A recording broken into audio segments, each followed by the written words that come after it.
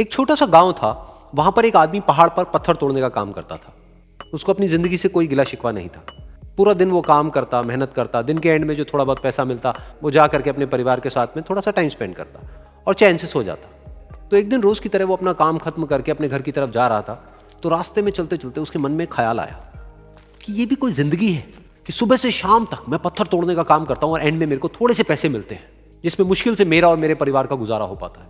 काश कुछ ऐसा हो जाए कि कहीं से मुझे कोई ऐसी शक्ति मिल जाए कि जो भी मैं चाहता हूं वो सच हो जाए।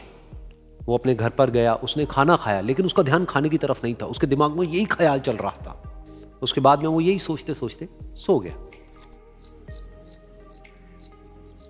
फिर नींद आने के कुछ देर बाद उसको एक सपना आया। सपने में उसने देखा कि रोज की तरह वो अपना काम खत्म करके अपने घर लौट रहा था। रास्ते में उसने एक बहुत ही बड़ा घर देखा और उसके मन में आया कि काश ये घर मेरा होता और मैं इसका मालिक होता। और उसके सोचते ही वो उस घर का मालिक बन गया। उसको यकीन ही नहीं हो रहा था कि जो उसने सोचा वो बन चुका है। लेकिन उसकी खुशी ज्यादा देर नहीं टिक पाई, क्योंकि उसको एकदम से एक शोर सुनाई दिया।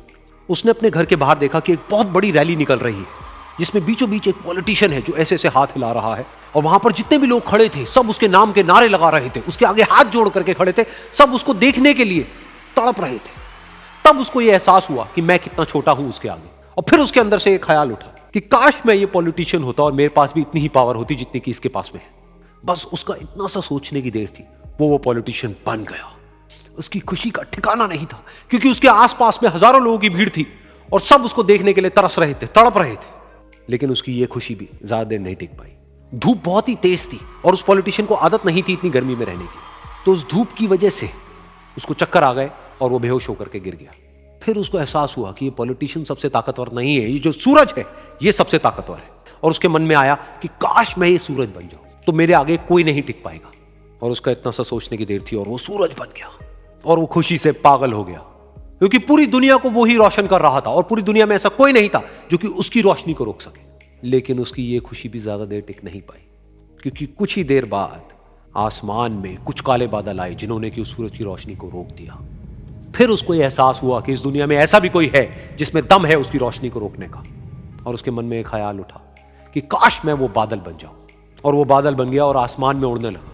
उसको ऐसा लगा कि मैं आसमान में उड़ रहा हूं और अब मैं जहां चाहे वहां जा सकता हूं। लेकिन कुछ देर बाद वहां पर एक बहुत तेज हवा का झोंका आया जो कि उन बादलों को उड़ा करके ले गया। और फिर उसे ये समझ आया कि ये जो बादल हैं वो सूरज की रोशनी को तो रोक सकते हैं, लेकिन हवा को नहीं रोक सकते। ये हवा उनको बहा करके ले जाती है। फिर उसके मन में आया कि काश मैं ये हवा बन जाऊं। और वो हवा बन गया। हवा बनने के बाद में उसको अपने अंदर एक अलग ही ऊर्जा का अनुभव हुआ।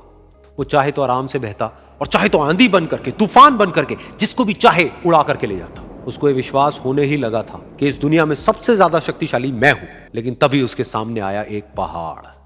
उसने अपनी पूरी ताकत लगा दी, लेकिन उस पहाड़ को वो इतना सा भी नहीं हिला पाया। तब उसको यह एहसास हुआ कि इस दुनिया में कोई है जो हवा से भी ज्यादा शक्तिशाली है, जिसमें दम है उस हवा को रोकने का। फिर उसके मन में आया कि काश मैं ये पहाड़ होता। और वो पहाड़ बन गया। लेकिन हर बार की तरह इस बार भी उसकी खुशी ज्यादा देर तक नहीं टिक पाई। उसको एक जानी पहचानी सी आवाज सुनाई दी और साथ ही साथ उसको दर्द होने लगा, जैसे कि कोई है जो उसको तोड़ रहा है, उसको मार रहा है।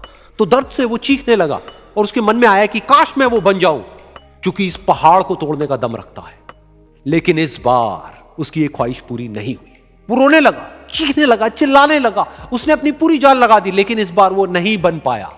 उसका दर्द बढ़ता ही चला जा रहा था और दर्द की वजह से एकदम से उसकी नींद खुली और सामने शीशा था। उसने शीशे में देखा और उसको समझ आया कि सपने में मैं वो क्यों नहीं बन पा रहा था जो मैं बनना चाहता था, क्योंकि असलियत में मैं वो ही हूं।